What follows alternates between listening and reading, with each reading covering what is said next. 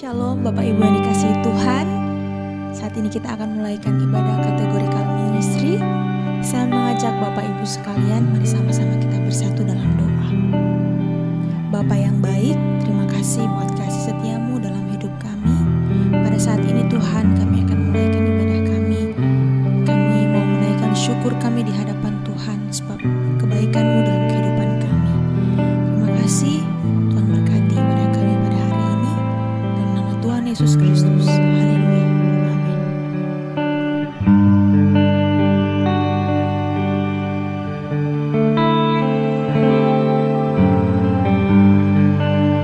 Bersyukur selalu bagi kasih-Mu di dalam hidupku.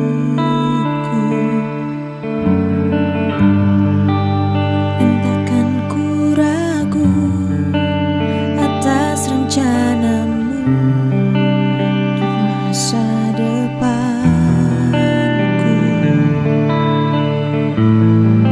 Bagai Bapa yang baik, takkan pernah Kau melupakanku. Sebagai Bapa yang sangat baik, takkan pernah Kau meninggalkanku. Ku kan menari dan bersuka karena-Mu, oh Yesusku, dan ku kan minum air-Mu bagai rusa rindu. Selalu ku hidup dalam-Mu dan hidup-Mu di dalamku, oh Yesusku. Kau sangat ku cinta.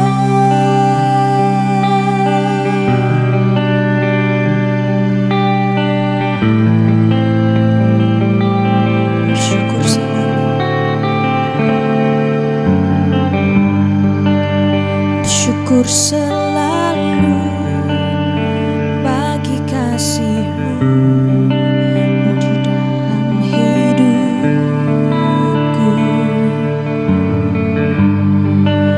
Entahkan ku ragu atas rencana-Mu di masa depanku. Bagai Bapa yang baik,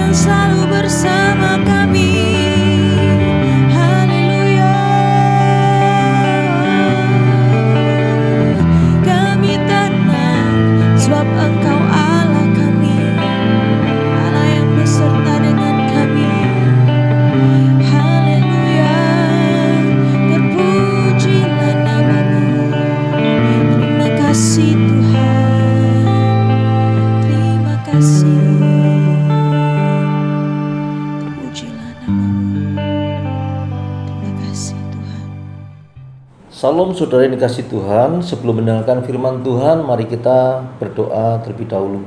Bapa di surga, kami bersyukur buat kesempatan yang Kau berikan pada kami.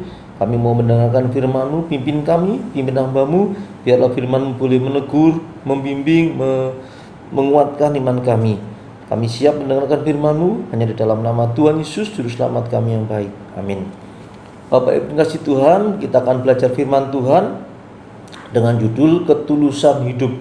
Ketulusan hidup. Nats kita terambil dari kitab Mazmur pasal yang ke-26 ayat 1 sampai yang ke-12. Mazmur 26 ayat 1 sampai 12 saya bacakan. Judul berikutnya, doa mohon dibenarkan oleh Tuhan. Dari Daud, berilah keadilan kepadaku ya Tuhan, sebab aku telah hidup dalam ketulusan. Kepada Tuhan aku percaya dengan tidak ragu-ragu. Ujilah aku ya Tuhan dan cobalah aku, selidikilah batinku dan hatiku. Sebab mataku tertuju pada kasih setiamu dan aku hidup dalam kebenaranmu. Aku tidak duduk dengan penipu dan dengan orang munafik aku tidak bergaul. Aku benci kepada perkumpulan orang yang berbuat jahat dan dengan orang fasik aku tidak duduk. Aku membasuh tanganku tanda tak bersalah, lalu berjalan mengelilingi mezbah-Mu ya Tuhan, sambil memperdengarkan nyanyian syukur dengan nyaring dan menceritakan segala perbuatan-Mu yang ajaib. Tuhan, aku cinta pada rumah kediaman-Mu dan pada tempat kemuliaan-Mu bersemayam. Janganlah mencabut nyawaku bersama-sama orang berdosa, atau hidupku bersama-sama orang penumpah darah, yang pada tangannya melekat perbuatan mesum dan yang tangan kanannya menerima suapan. Tetapi aku ini hidup dalam ketulusan. Bebaskanlah aku dan kasihanilah aku. Kakiku berdiri di tanah yang rata. Aku mau memuji Tuhan dalam jemaat. Puji Tuhan, Bapak Ibu kasih Tuhan, kitab Mazmur ini Mazmur 26 ini menceritakan gaya hidup dua macam orang ya.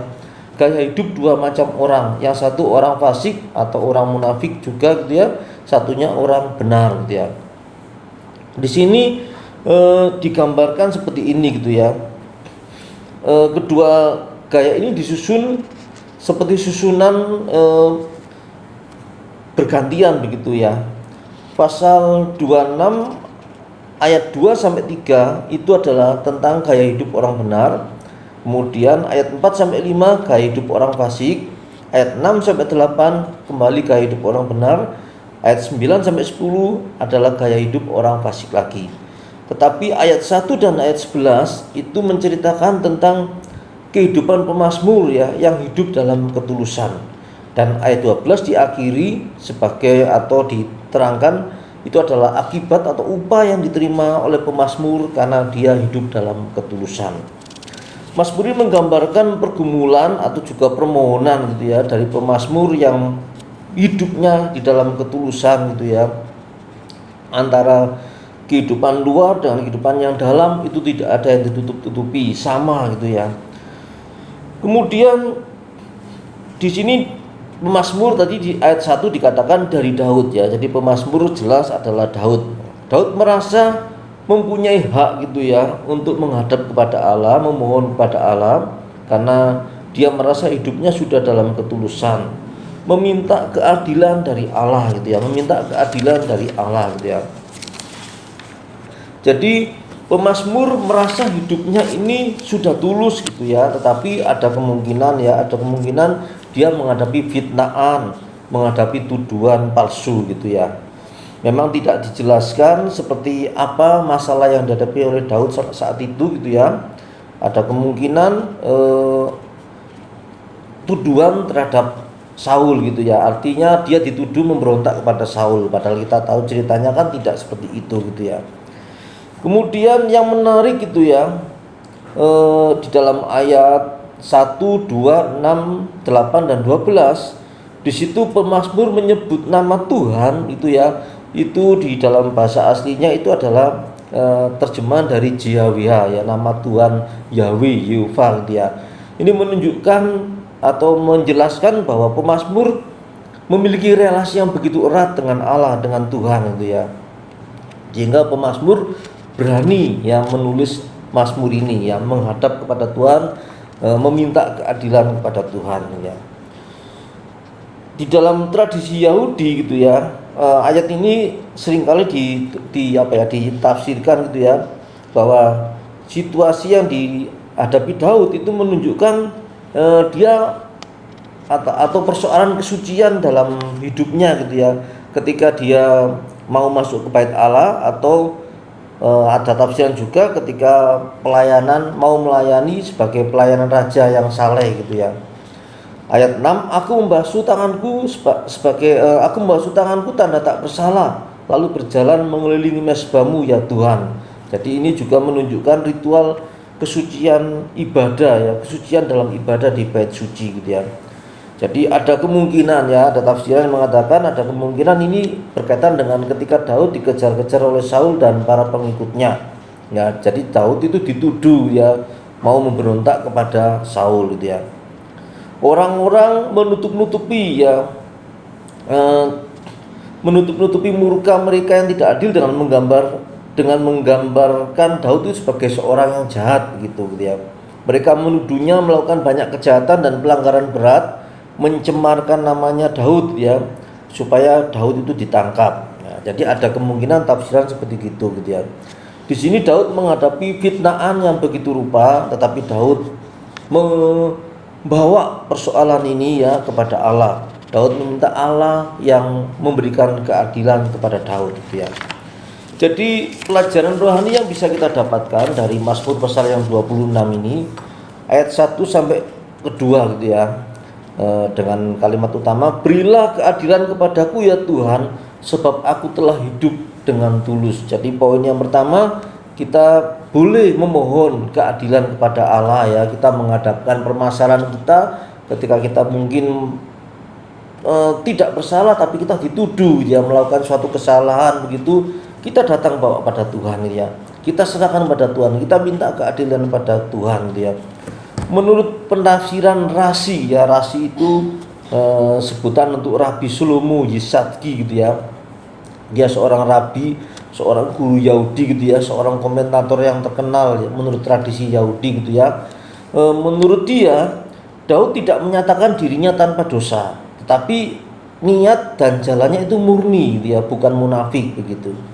Menurut Radak itu sebutan untuk Rabi David Gimi gitu ya.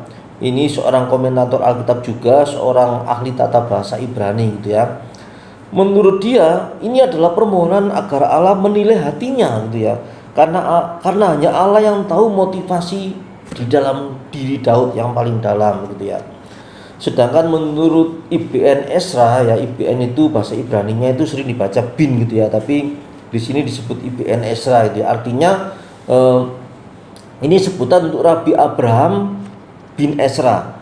Rabi Abraham anak dari Ezra gitu ya. Ini seorang rabi ya, seorang filsuf dan juga seorang penyair dan ilmuwan, tapi juga komentator Alkitab dia. Menurut dia, hal ini menekankan bahwa Daud meminta penghakiman gitu ya kepada Allah karena ia percaya pada kasih setia Tuhan. Nah ini kita harus memiliki sikap seperti ini bagus gitu ya. Kita percaya Allah itu Allah yang kasih, Allah yang setia ya kepada anak-anaknya, kepada kebenaran ya. Jadi ketika kita menghadapi situasi yang seperti dialami oleh Daud ini, maka kita boleh memohon keadilan kepada Allah. Ini yang paling utama ya. Kita tidak mengutamakan memohon keadilan kepada manusia, kepada lembaga gitu ya. Tapi yang paling utama kita datang kepada Tuhan, karena kita percaya Allah itu penuh dengan kasih dan setia. Nah, ini yang luar biasa ya pandangan IBN Ezra ini dia. Kemudian ada seorang cendekiawan yang bernama Amiraldus gitu ya. Ini seorang cendekiawan Kristen juga ya. Melalui roh nubuatan, menurut dia melalui roh nubuatan Daud membicarakan dirinya sebagai gambaran dari Kristus.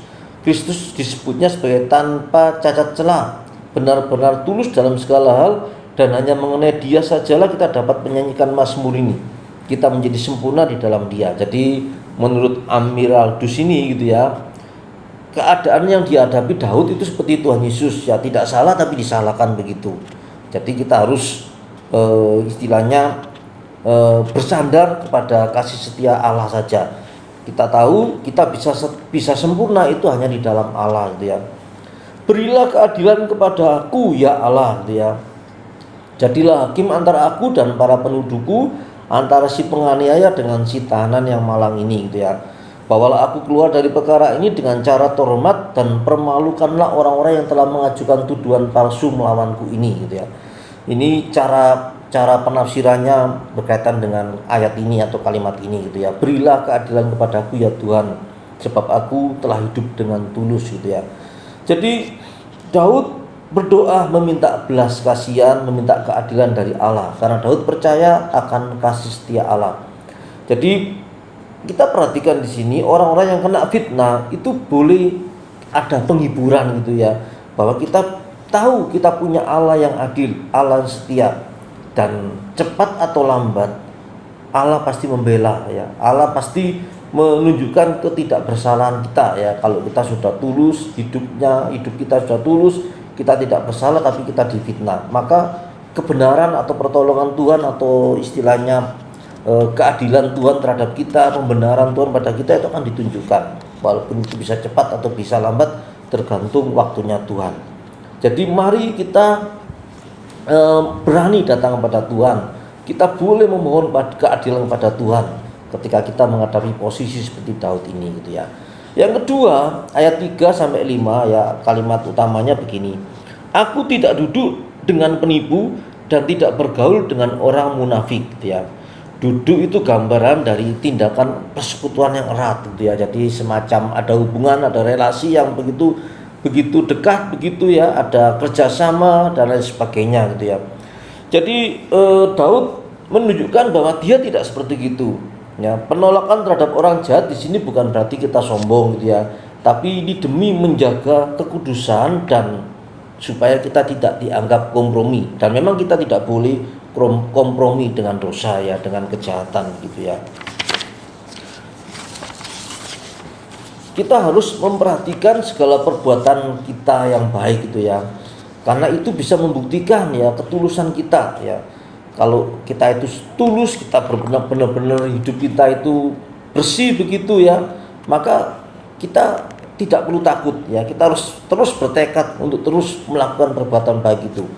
Jadi walaupun kita difitnah, andai kata kita tetap mengalami fitnahan seperti itu, maka kita tetap dengan posisi kita tidak boleh ya sudah, kalau aku difitnah seperti itu sekalian aja aku berbuat seperti itu. Tidak boleh. Kita harus bertekad untuk tetap hidup dalam ketulusan, dalam kebenaran. Daud bukan saja menolak untuk bergaul dengan orang fasik, tapi juga dengan para penipu yang begitu mendewa-dewakan kesenangan, pesta pora ya, dan tidak sungguh-sungguh dalam kehidupannya kepada Tuhan gitu ya. Jadi Daud tidak mau seperti itu gitu ya. Pergaulan dengan orang munafik itu juga sama membahayakannya gitu ya, harus diwaspadai. Kalau orang fasik itu jelas-jelas adalah orang jahat, orang yang melakukan kejahatan, orang yang tidak takut pada Tuhan itu orang fasik. Nah, orang munafik ini lebih bahaya juga gitu ya, karena orang munafik itu sebetulnya hidupnya sama-sama gitu ya, tetapi dia pura-pura hidup benar ya, itu sama-sama nggak benernya. Tapi kalau orang fasik itu jelas-jelas orang jahat. Kalau munafik itu bisa orang jahat tapi dengan jubah orang baik, orang benar, orang tulus, itu juga tidak boleh ya, itu juga salah gitu ya. Jadi Daud menghindari itu semua gitu ya. Saudara, meskipun terkadang kita tidak bisa menghindar dari orang-orang jahat di sekitar kita gitu ya, atau orang-orang yang mungkin munafik, fasik seperti itu, tapi hendaklah kita memperhatikan pergaulan kita ya. Kita boleh berteman tapi jangan bersahabat ya, jangan menjalin kerjasama dengan mereka. Kenapa?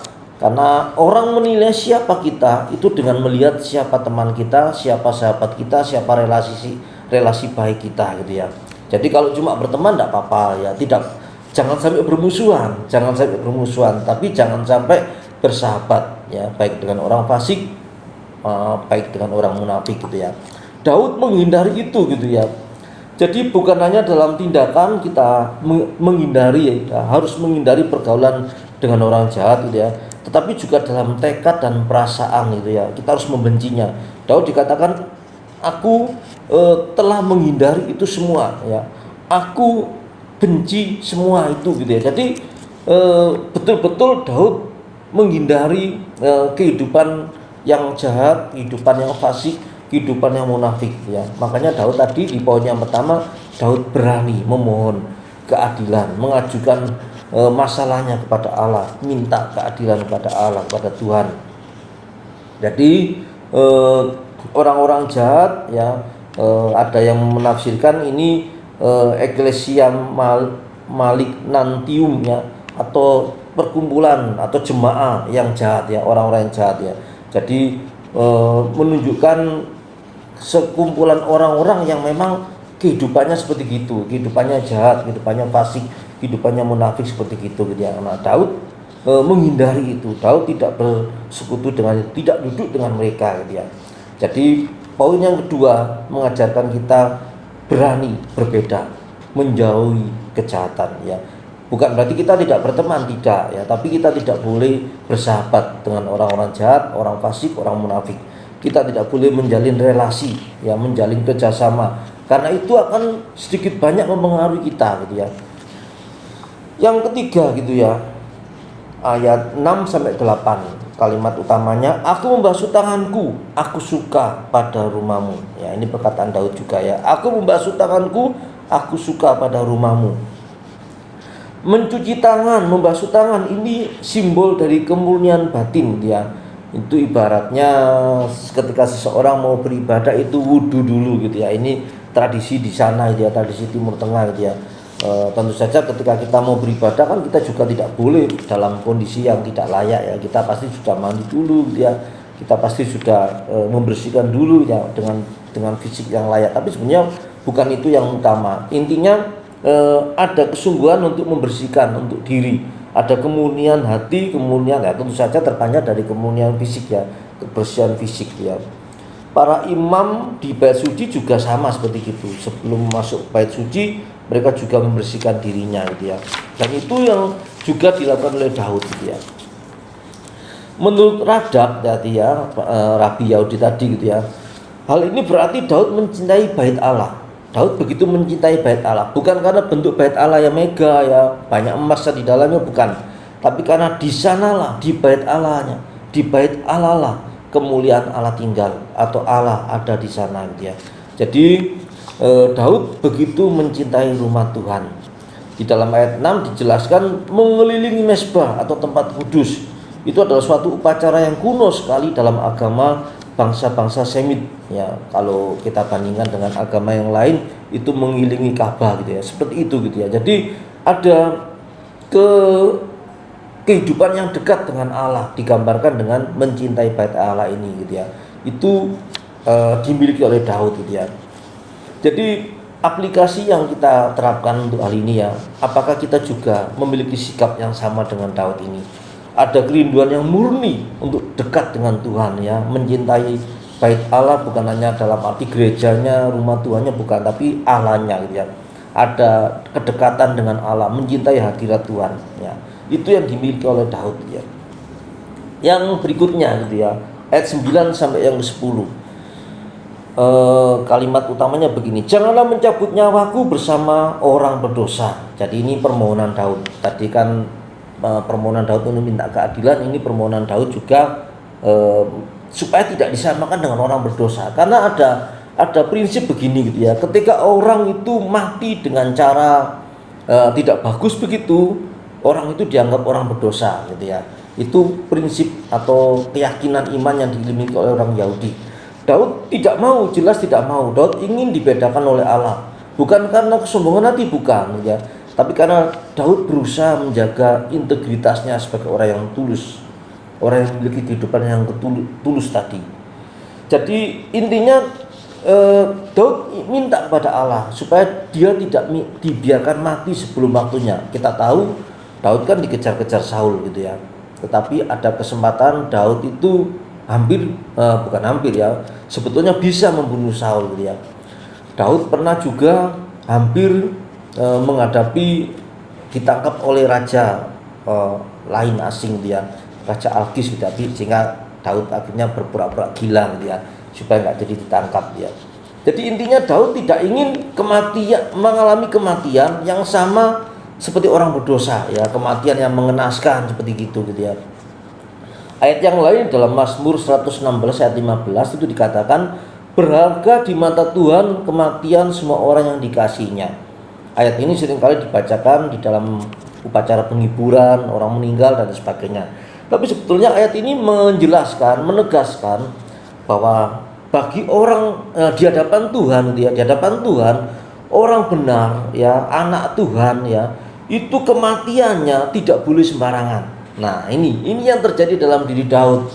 Daud begitu dilindungi oleh Tuhan sehingga Daud tidak dibiarkan oleh Tuhan, ya, ditangkap oleh Saul, ya, atau dihukum mati atau dibunuh oleh musuhnya, itu tidak dibiarkan.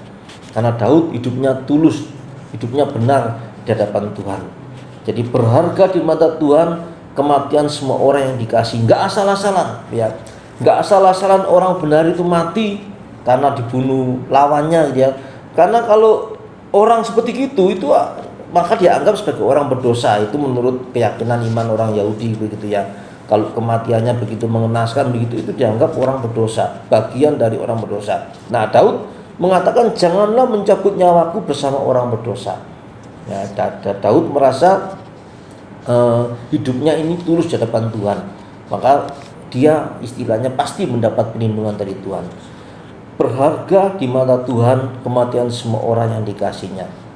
Saya yakin kita semua anak-anak Tuhan, kita pasti akan mendapatkan perlindungan Tuhan, penyertaan Tuhan. Kita pasti meminta umur panjang, ya, hidup yang enak begitu, hidup yang damai bersama Tuhan, ya. Tentu kita tidak ingin meninggal dengan cara yang tidak baik. Tapi tentu saja poinnya bukan itu, ya, bukan berarti lantas kita jadi menghakimi, ya, orang yang meninggal karena kecelakaan, karena musibah berarti dia sama dengan orang berdosa. Tidak selalu seperti itu. Kita tidak boleh menghakimi dengan cara seperti itu, karena cara mati seseorang tidak menentukan keselamatan. Yang menentukan orang itu selamat atau tidak adalah imannya kepada Tuhan saat dia masih hidup. Kita tidak boleh menghakimi seperti itu. Tapi kita imani gitu, ya, berharga di mata Tuhan kematian semua orang yang dikasihnya. Ya, kita bisa minta pada Tuhan perlindungan Tuhan, penjagaan Tuhan supaya kita tidak mati mungkin dibunuh penjahat dan lain sebagainya, ya. Kita boleh minta seperti itu karena kita yakin perlindungan Tuhan nyata buat kita. Kemudian yang terakhir gitu, ya, ayat 11 sampai 12, ya, kalimat pertamanya, tetapi aku hidup dengan tulus, ya. Jadi ini komitmen Daud, ya, ketulusan hidup itu dimiliki oleh Daud, ya. Daud dalam keyakinan dan kerendahan hatinya, ya, itu menyerahkan dirinya kepada anugerah Allah, gitu, ya. Jadi Daud memohon keadilan, ya, mengajukan doa, ya, supaya tidak meninggal dianggap sebagai orang berdosa. Daud menyatakan dia itu menyukai hadirat Tuhan. Daud hidupnya kudus, ya, tidak suka dengan duduk dengan penipu, ya, dengan orang fasik, orang munafik gitu, ya. Dan Daud menekankan lagi bahwa dia adalah orang yang hidup dengan tulus, ya. Saudara, kita percaya, ya, Allah itu berjanji, ya, dengan anugerah Allah, maka dengan anugerah Allah maka kita bisa, ya, melaksanakan hidup kita dengan tulus dan setia, ya. Daud juga seperti gitu, ya. Jadi kita harus meneladani, ya, prinsip hidup Daud ini, gitu, ya. Ketulusan hidup itu harus kita miliki seperti Daud, gitu, ya. Di sini Daud menjelaskan, ya, tetapi aku ini apapun yang diperbuat oleh orang lain, aku akan tetap hidup dalam ketulusan. Jadi walaupun mungkin Daud melihat banyak penyerangnya dia, ya, orang-orang fasik, orang-orang yang tidak tulus, orang-orang yang munafik, tapi Daud tetap menekankan bahwa dia tetap akan hidup dalam ketulusan hidup, gitu, ya. Selain itu Daud juga memohon, ya, bahwa Allah itu akan menyatakan belas kasihannya.